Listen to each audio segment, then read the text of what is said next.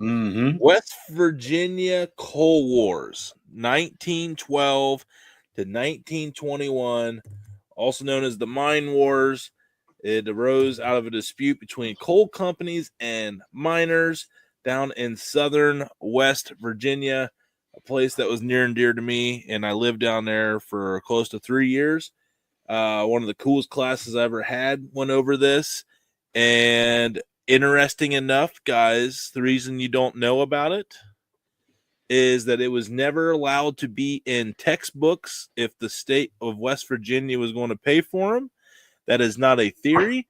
The courts admitted to this in writing and had to eat crow. There was enough. They got written documents from senators to book companies saying if you want West Virginia to have this, you will not mention anything of the Coal Wars. They tried to erase this from history. Oh, wow. That's in writing. There are receipts. So what we're talking about is not a conspiracy theory. This is something that has been admitted No, upon. this is all.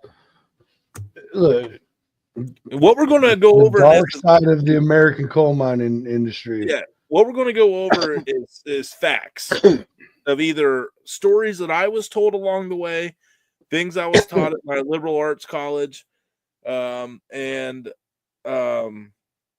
things that we're reading off like Wikipedia, you know, internet. We'll pull up stuff. Well, you know how me and Damon are. We'll pull stuff up along the way. You know that. So basically, everyone wants to know what a redneck is. And actually, rednecks came from this term.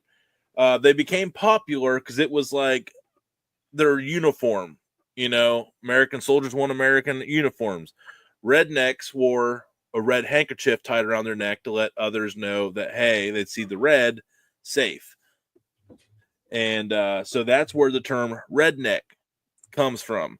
But it was first used, I believe, there was a train engineer dispute over in Maryland, and they were known to wear the rednecks. That might be the first documented redneck, but that's like one of those things that's up for debate. But the rednecks were made popular in this war. Yeah, it says they were tied as they marched up Blair Mountain. Yeah, the Battle of Blair Mountain, which I used to travel over all the time with Jeff Williamson. Actually, okay, shout out. Yeah, shout out, Coach, and others, but yeah, he was one of them. So yeah, Battle of Blair Mountain. It's actually there's been a dispute now to try to save the mountain from clear-cut mining, and because they can still find guns and stuff tucked away. Wow. And like underneath rocks and stuff, bullets. Wow. They found cannonballs. They found bombs, undetonated bombs that planes are dropping on the miners. Oh. So here's the crazy part about it. Is that they weren't really fighting the army. They were fighting what they called the Baldwin Felts agents and private detectives. Okay. And it's all about they didn't want the mine workers to unionize. We talked about this. Is actually last night. The life of a coal miner pre this was they didn't make money on their paycheck. They made what they called was company script. They would get crappy housing that was owned by the company, and part of their work was the rent. They didn't get paid in cash. They got paid in company script. Well, what is the only place that would take that as currency? The company-owned store. So these guys were getting paid in company script to go to a store to pay back the company with the profit margin built in their company script. And that was the life of a coal miner. It was a known cycle. If you wanted to make it out of there, you had to be a freak athlete in high school. Because like guys like this, they had kids. That's a picture of it right there. He's buying his groceries at the company store. Yep, and actually, it's a really cool thing. A lot of people collect now. Yes, different companies had different script, and you can. Some of those are worth a lot of money nowadays. Some of them it was a very small mine that lasted a very short period of time, and a lot of them spent script. So there wasn't like a lot of it left over. Yeah, exactly. So basically, they were I mean, at the end of the day, let's just call it what it is. It was a form of slavery. They had Italian, and they had what they called the Rule of 33. They would hire 33% whites, 33% Italian immigrants, and 33% blacks. And the reason they did that was you could never have a majority. It would be 33, 33, 33. The people that owned the mines thought that they would all hate each other and they would never team up, because if two would come together, then you have 66 in the majority. So they did that by design. They would have one shift. The night shift would be the Italians, the morning shift would be the whites, and then the afternoon would be the blacks per se. So it was that was the level they went through to keep people from unionizing, because it was slavery. Right. Well, here's a whole little paragraph about what we're talking about from a website called History Collection. Mining coal then and now is difficult, dangerous, dirty job. Coal miners worked long hours in frequently terrible conditions or in low pay. Coal companies exploited the workers by avoiding organized labor. Miners frequently lived in company towns, purchasing life's necessities in company stores with security provided by company employees. Beginning in the 1870s and through the early years of the Great Depression, mine workers sought to overthrow the system through the establishment of organized labor. The coal companies opposed them with tactics which included intimidation, sabotage, extortion, and murder. Armed conflicts between labor organizers and hired security forces were common. The conflict became known as the Coal Wars and were mostly felt in Appalachia, although Colorado and Illinois too had major incidences of violence. Yeah, so that were inspired. This is all over. It was the copper mine wars in Colorado, I believe. That was over copper. Illinois, I forget what it was. It was over an ore of some. It might have been coal. I think they mined coal in Illinois too. But yeah, here's right here, Tony. Here's what they would do, John Z. If they they would have moles in the camp that worked for these agencies, and they would be, their job was to find who was in the unions. And if you were in company housing with your family and they found out you attended a union meeting, guess what happened? You don't live there anymore. So, which means they would literally hire these agents to come in and gather your belongings, throw them in the mud, and say, find a place to go. You ain't welcome here. Yeah, zero notice, zero belongings, nothing. They had no money because they were paid in script. And it was a bad deal. It was a bad deal. So if you absolutely worst deal. So, that's like how brave these guys had to be to unionize. Right. And, or even think about this sucks. Yeah, it was pretty wild, man. Like they were just the deputy sheriffs were basically under payroll from the mine owners. Yeah. And they had the power to deputize anybody they want. So when all this happened, they had literally a militia. They would just had 3,000 deputies. Like they were like, show up with able-bodied and you get a gun and a badge. Like you're sworn in. It was literally the Wild West and nobody knows anything about it. It all started there was so many battles. There was Matewan, West Virginia, which was the first gunfight, because a guy got elected that was actually a miner sympathizer, and a guy by the name of Sid, wait for the last name, Hatfield, was of the Hatfield. Huh. He is Devil Anse's grandson. So you got the Hatfield McCoy tied into all of it. And there's a love triangle at the Battle of Matewan. The mayor had a hot blonde, Mayor Jesse Testerman, and he was the first one to get shot.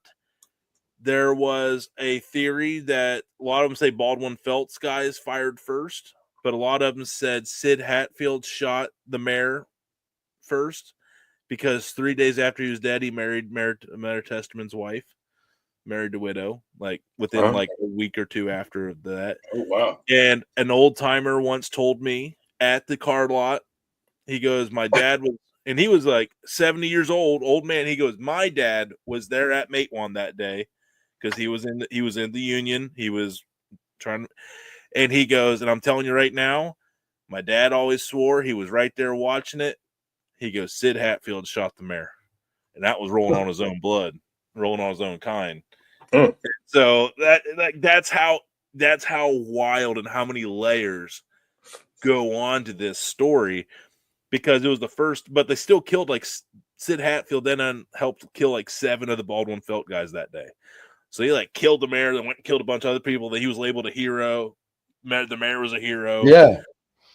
Dude, those stories from that time are nuts, bro. Dude, this was these guys just they were like, we're dead either way, so we might as well go ahead and fight for it. Like that was the straw. It just got to that breaking point because they found out they were unionizing.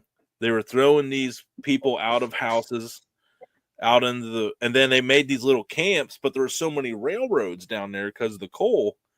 The Baldwin Felts were mounting machine guns on the back of carts and shooting down into the miner camps that were like kicked out of the town, and they were getting kids and wives and like it was wild, dude. And the Baldwin Felts weren't even like government; they were just hired. They were hired guns, just out killing people. Like it's okay. Like what? This was in the 1900s. This is after World War I. Like these guys went to war, came back to being basically slaves, and they're just like, nah, this ain't it. It's like this sucks. Well, so then there's dude, I mean, I'm sorry, I'm just looking up stuff too the whole time while you're rattling off, bro. Then there's the gunfight in downtown Matewan. Yeah, Matewan battle. That's when I was Matewan. That was when I was just telling you about. Right. Yeah, Google who killed Mayor Testerman at Matewan. I guarantee you'll get about 50 different answers. It's crazy.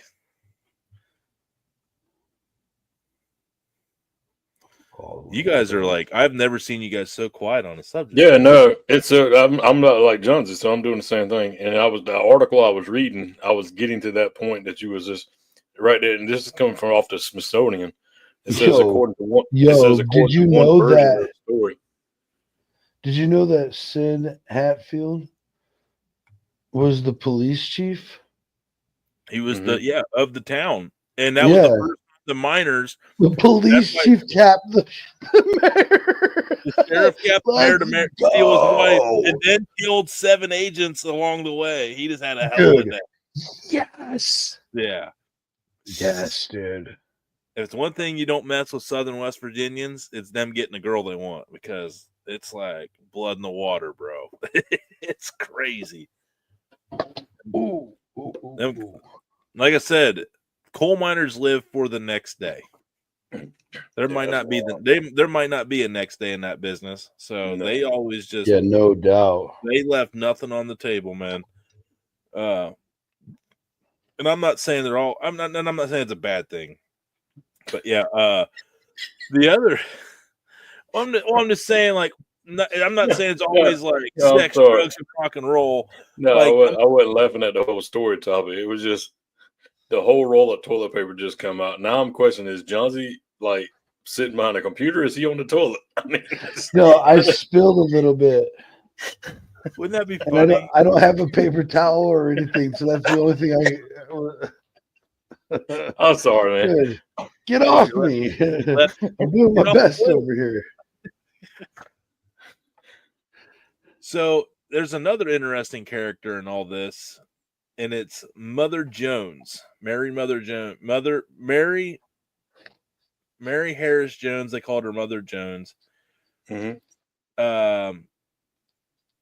Dude, she was a G.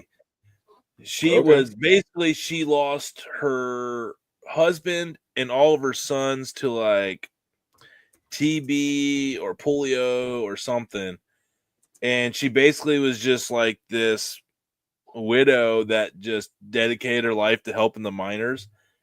And she lived to be 93 years old. Born 1837, died 1930. Dang, that's a good haul in them days. Good haul. Well, especially those kind of rough lives. I'm trying to God, there's a story about her. She was a radical, man. Oh man, he fried his computer. There's Miss Mother Joe right there. Yeah. There's a story that she had. They were like threatening to arrest people or something. And she took her purse and walked right up to the armed guard and smacked them in the face with her purse. You're right. Yeah, her purse. And basically questioned his manhood in front of about 3,000 people and said, "You're not going to do nothing." Wow. Like no guns, no like they were already killing a bunch of people, citizens and stuff, and she walked right up to him in front of everybody, like whap. Yeah, it's Mary Mother Jones. Yeah, Mary Jones. That's right, Mary Jones.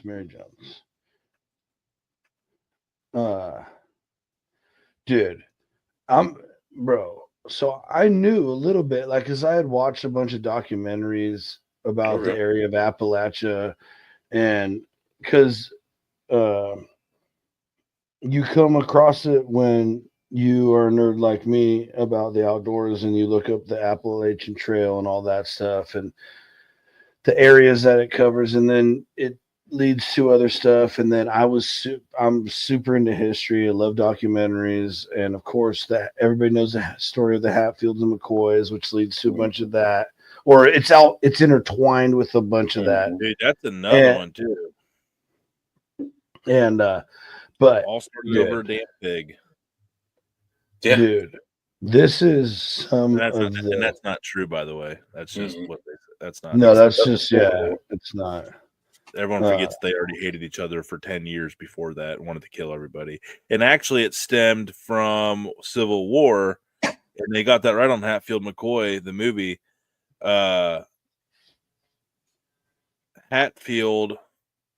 McCoy deserted Hatfields and the troops, and they were boys before that.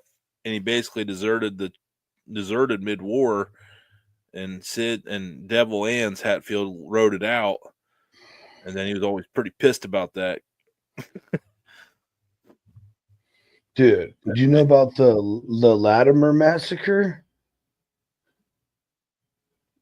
In Pennsylvania? Bro, this shit's wild, dude. Hey, between 1870 and 1897, more than 30,000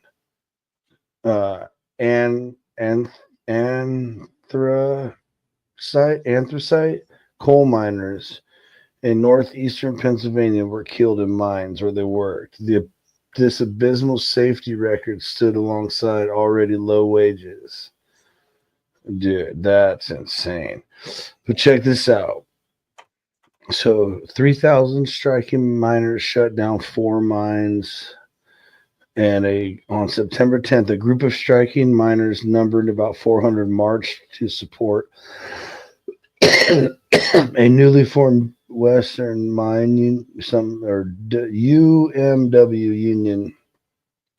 Mm-hmm. And they got there, and there was already most of the marchers were immigrant, Slavic, German, or Polish workers.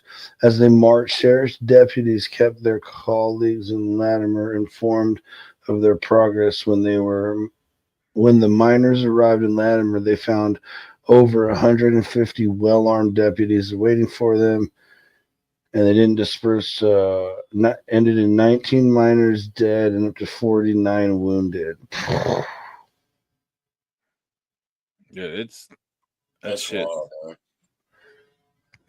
Wild, yeah, you had the Battle of Cabin Creek.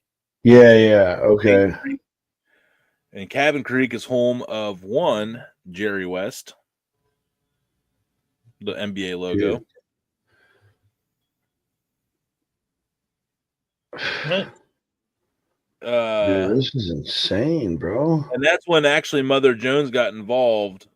And the UMW president of all this was Frank Keeney. And the guest we had on the show before you guys were around was Chuck Keeney, who had his PhD and wrote the book, The Hills Have Eyes. Unbelievable guest. I was so jacked to book him for that show. And yeah, there's like stories of, I think he even told a story of like his father-in-law, his wife's dad.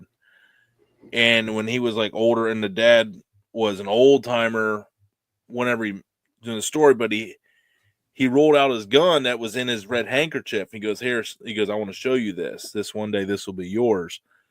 And he rolled out the gun, and he looked at his father-in-law, and he goes, "Man, that's so cool. You kept that as like a memento." And he goes, "Memento? Nah, we kept it in case we ever needed it again."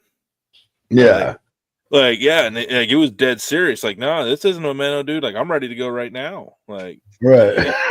Right. Yeah, like he's like, and you're going to be ready to go if I give you this gun. So if you're going to take this gun, responsibility, like I mean, that's just the serious. Like, people take great pride in all this. Yeah, dude, it's wild. It got to the Battle of Matewan. I mean, no, the Battle of Blair Mountain. Kind of like, we'll save that. We probably won't get into that today, because that's like what we'll talk about today will lead up to the Battle of Blair Mountain, and then we'll talk about because I started pulling stuff up, and I was like, "Whoa, this is a lot." Okay, yeah, there's so much to dive into, and now dude, I got this other site site pulled up over here, dude.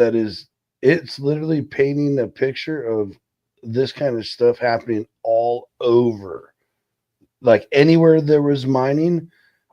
Yeah, here's Mattawan. There was Colorado, Illinois, several West Virginia. Here's another Illinois, and it's like, oh, such and such massacre, this massacre, that like, whoa. There you go. Long, There's a bloody battle, map dude. Right. That was your mining hotspots. Hey, come on. There's a little more than that going on in California, man. Tons of people mine gold out here. They're still mining out here. Well, but not like there is like coal and stuff like that out there. That was like privatized though. Like, this is like coal companies, like company land. Oh, but, yeah, it's probably true, huh? Well, it also could be, in California, this might not have been. I don't know. It could have been beyond. They might have been out of it at that time. 1849. Is that when that was? That graphic. That's when the gold rush was hitting hard. That's like the year. Well, when was that graphic for? That's what I'm looking at now. I'm looking for a date. Yeah, but they might just be talking about like 1920. Then the California. No, that come from 1904.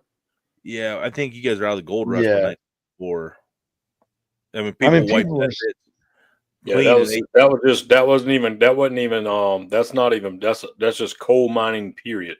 That wasn't mining altogether. That was just coal. Oh, okay. Okay. Yeah, wow. I didn't even know there was that much coal mining in California back then to be even on the map. You got mountains, there's coal, I guess. Shout out us. California gets better. That's just straight up coal mining from 1904. There's a couple places between. Man, look up in Washington. They were putting some out. Okay. It's probably soft coal. There really is. It has to be a little moist.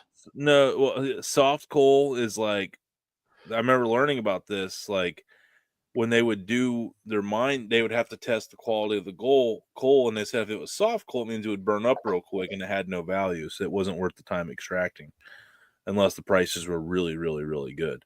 But yeah, and there was some places that would require soft coal because of the combustibility of it. But right. So it's just really fascinating. But yeah, so what do you guys think? I mean, this is a lot to take in right now. Yeah, I mean, it's like I said, before we even started talking, I was like, I was never looked into it, so all of us new and fresh and intriguing. I mean, it's just a shitty quality of life, man. Everybody used the same creek that would run through the damn camp or washing their clothes and shit. Like, trout weren't even able to live anymore. Like there was barely any game for them to go up and hunt because everybody was like the people would have to go so far in the woods.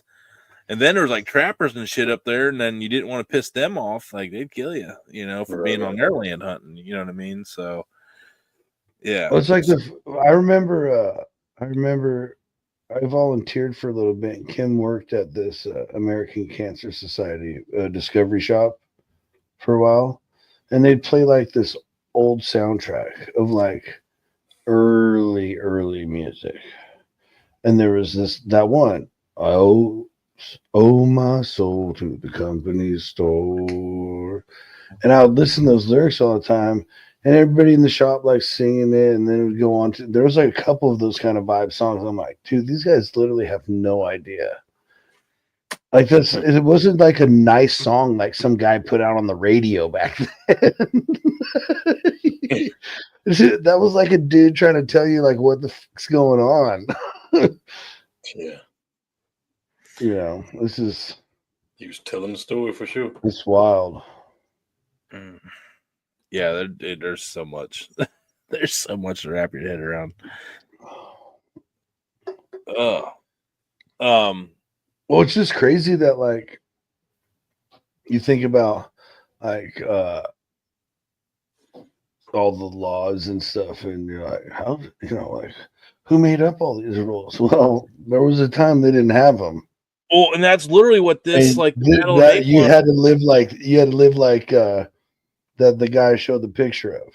Like the Baldwin Felts like showed up to like Sid Hatfield, and they're like, "We have a warrant for your arrest," and he's like, "I'm the fucking sheriff." Like, no, like I have a warrant for your arrest. Right. They were like, "No, I'm arresting you." Like, I'm arresting you, and then that was like the Baldwin Felts literally thought they had control. They came in and took like martial law over the mayor because the mayor and the sheriff is the first time like a West Virginia town down in that area got like some Union sympathizers running it, and like they were like, we can't have this. So like that's negative, right. Yeah. So they were like, go arrest them. They're Union sympathizers. Like that was a crime. Like, and then remember I was talking about who killed who? Listen to this. Accounts of the May 19th shootout itself differ. Some reports indicate that Baldwin Felts agents attempted to arrest Sid Hatfield and shot Mayor Testerman when he intervened on Hatfield's behalf. Others indicate that Hatfield initiated the violence either by firing himself or signaling a prepared ambush. In either case, the shootout resulted in 10 dead, Mayor Testerman, 2 minors, and 7 Baldwin Felts thugs, including Baldwin Felts agency chief Thomas Felts' younger brother, Albert and Lee. So they killed 2 of the younger brothers of the Felts. They're like, we'll kill all of you. We don't care who you are. Bro, it was a wild time back then in West Virginia, dude. Well, that's what everyone says. Like, like the Pony Express, all the cowboy era ended. Like, no, it was still very much alive and well. It was just in West Virginia and Kentucky. It was in a little pocket. It was in a little pocket. I mean, and this is still a thing that goes on. You guys heard about Harlan, Kentucky, Harlan County. Mm-hmm. There's like some serious bluegrass folk songs. Patsy Loretta Lynn, coal miner's daughter. Yeah. I mean, she was from Kentucky, the coal mines. Yeah. There was a documentary filmed in the 70s or 80s of a strike union against and they showed the mine supervisor literally pulling a gun out, driving by the protesters and shooting into the crowd, and they had it all on camera. And he's like, kind of like it's he'd done it before. You can tell it wasn't his first time. Wild. And then they were just like, he called self-defense. He got out of it. They had him on camera, and he's like, "Yeah, self-defense." There, I felt threatened. Yeah, so he got out of it. It's just, it was wild, man. I'm here for it, though. Is that bad? Okay, so have you guys ever seen the movie? Does that make me a psychopath? Like, I'm here for that kind of shit. Like, I love it. No, I love it too. I don't know I what mean, it is. don't go around capping people. I'm not saying Yeah, that yeah, at all. yeah, Please no, don't no, think it no. like that.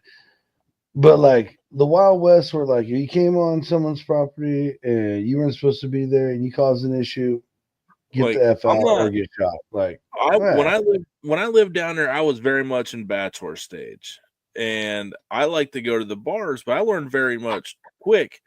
Go to the back corner, keep your back to the wall, because there was a lot of beefs that needed settled, and everybody kind of congregated. There's only a couple bars in town. I like to go because it was a free fight club. However, you had to keep your head on a swivel.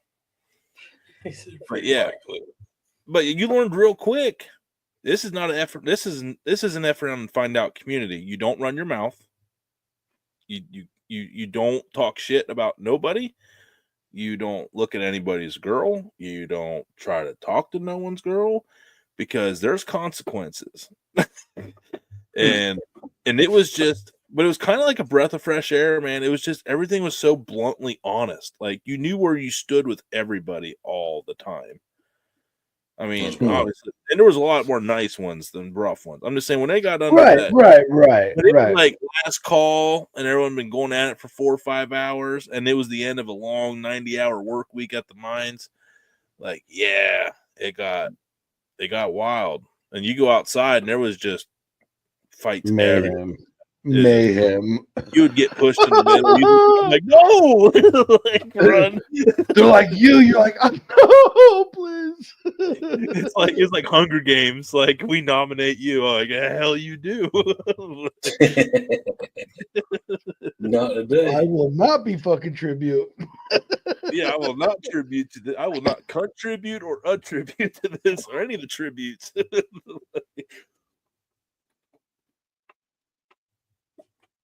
Some of the coolest. I mean, some of the coolest people though of all time. I mean, they were. It's just they've come a long way. Do you know who? I can't remember his name. Mark something. But he has a channel called Soft White Underbelly. Oh, I've heard of it, bro. He takes a trip and like interviews people from that area and talks about it with them. And some wild stuff, dude. Wild.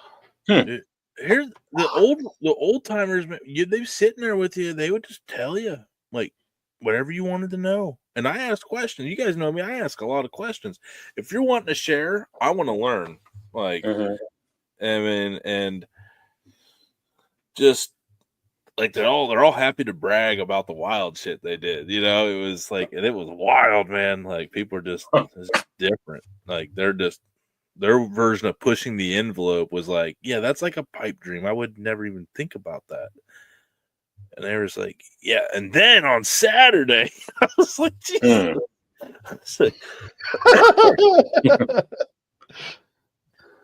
Yeah. Spilling all the tea. Yeah, it was yeah, they would too. Yeah, they were the you know, when you had to help clean out cars. I mean, I sold cars in West Virginia and back up here in Ohio. Some of the things that we watched them pull out in the form of weapons from underneath their truck seats it was impressive. Oh, bro. Yeah, impressive. You ain't ever seen like. And then like there was one time people get creative. Someone pulled out like a bunch of it was like 60 Roman candles, like electrical tape to each other into like one fuse. I was like, oh, yeah, look at this. I was going to say, I've been sitting there looking at some of them. It's wild, man. Would you guys ever watch Rocket Boys? About like Jake Gyllenhaal when he was like still kind of cool? No, I didn't watch that. Well, they were based. They were out of Southern Welch, West Virginia, and his dad was on. And they showed that life in that movie. It was a really big movie. It won a lot of awards. No, Red October Sky. That's what it's called. Red October Sky. So no. Yeah, no, October Sky. Where Just his dad's a coal miner. He's supposed to be a coal miner, but he's like in love with Werner von Braun and rockets and stuff. Yeah. That's actually a good movie though. Yeah, but that's the life, man. Like this is probably like, because they were Union, and that this is probably like, I was in the 50s or 60s, so that would have been 30, 40 after, but it was like, and that was still rough then, so yeah, that's it's just crazy because in that movie, his brother had a full ride scholarship to go to WU to play football, and he went and but when his dad got hurt, it was his brother was like, I'll give up my scholarship, we got to eat, like we have no job, we have no income, we're living in this house, we won't be able to afford to pay for it. And then so Jake Gyllenhaal had to quit. He's like, no, you have that scholarship. And he was in the middle of learning how to do rockets, and he had to drop out of high school because he had to work in the mines until his dad got better, because they had to have, and he was like, so like high school dropout rate was just absolutely through the roof. So everybody was uneducated. Half of them probably couldn't read or write. That was by design. And so what else are you going to do? Right. For the rest of your life. That was it. Like, and that would suck because some kids in high school down there, they had so much more opportunities, but they were still just wired. Like, I don't give a shit. I'm going to the mines. Like, that's what we do. They partied till they were 18, man. Just went hard, and because they knew at 18 it was time to go to the mines. But now the mines aren't so good, since the whole attack on coal stuff, allegedly. For entertainment purposes only. But so now, like the ones that always had that dream, they don't got that. Now they still don't have an education. So it's just and it's a bad culture down there right now. It's in areas. It's not all, I don't want to put blanket statements on nothing, but there's a lot of potential down there that's not being used, and it's sad. Some of it's beautiful terrain too, like unbelievable. So after the Battle of Macon, they tried to arrest like Sid Hatfield to try to get a case, and like 15 other guys supposedly, and they had to go down to the courthouse steps down at McDowell County Courthouse. Upon reaching the courthouse, Hatfield and their guy Chambers were shot and killed by waiting ball. They went unarmed, and now it's like the whole like, why did they go unarmed? That was another conspiracy. It's like you knew they were going to kill you, and you went with unarmed guards to a courthouse. They thought that they were going to walk high and tall into the courtroom to show they weren't scared. Well, they got murdered. Fun fact, you could still go to the courthouse steps and see the bullet holes in the courthouse steps of where he was murdered. They never fixed them on purpose in honor of him. So that's still like a part. At least last I heard, they might have changed that. So Sid Hatfield died shortly after in an assassination. Charges to this day have yet to be filed. It was cool. And then, but that was kind of like, that happened on August 1st.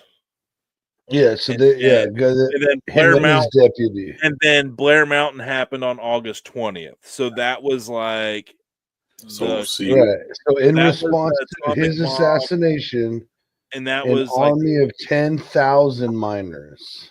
They marched all the way from Pennsylvania by foot. I heard stories of them saying they had like soup lines out on the roads because miners were hiking, marking in Union from Pennsylvania, Ohio, like Wheeling, West Virginia, like hundreds of miles. People marched down to these freaking, and they were stealing trains.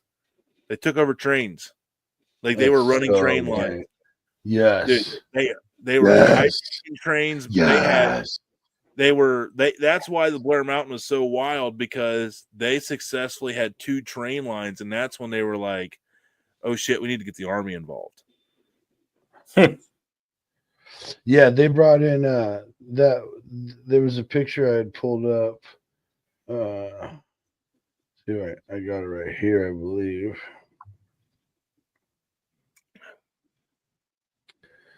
Oh, where is it now? Yeah. The numbers vary between 5,000 and 20,000 miners. Yeah. Yeah, Don Chafin, which is still a name that's very common down there, was the Logan County Sheriff. And he amassed an army of 2,000 county police, state militia, and Baldwin Felts agents. But the Cabin Creek thing, too, I don't want to skip over that. That was a really big deal. Cabin Creek and Paint Creek. Because they were like the first like strikes where they shut down the Paint, yeah. Yeah. I remember that name. Yeah. And most of the miners there were unionized. And they obviously did not want that. Miners attempted to renegotiate their contracts for higher pay and automatic union dues.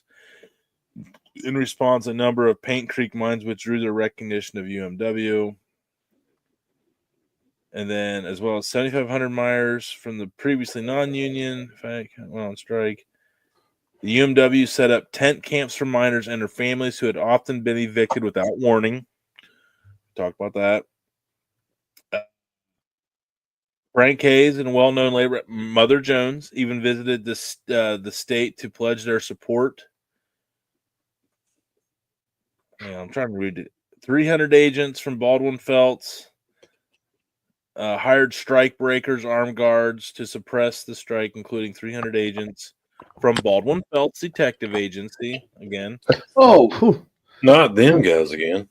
Man, they're actually involved. Baldwin Felts, if you watch Western movies, they're like highly regarded. They were out of New York and they were like hired guns. They would travel all the way out west for like bounties and shit. Like they were the real deal. They were the real deal. The Wells Fargo, I think, used Baldwin Felts a lot in those days. Company guards killed several miners over the first few months of the strike and constructed a machine gun equipped armored train known as the Bull Moose Express. Okay, even had a name. I did not know that. Wow. Which they used to fire upon the tent camps of striking workers, killing miners Sesco, Estep miners with the support of Mother Jones and the Socialist Party of America acquired weapons and retaliated against the mining company guards. Now we got the socialists involved. Oh, no. Don't do that, Brandon. Almost fucked up. Dude, so was that on this one? No, that was the other one.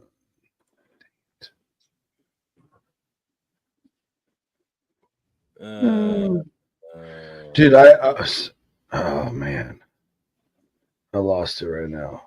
But dude, there was this list, dude. They had like when they found out that they were like massing to like do something, they called in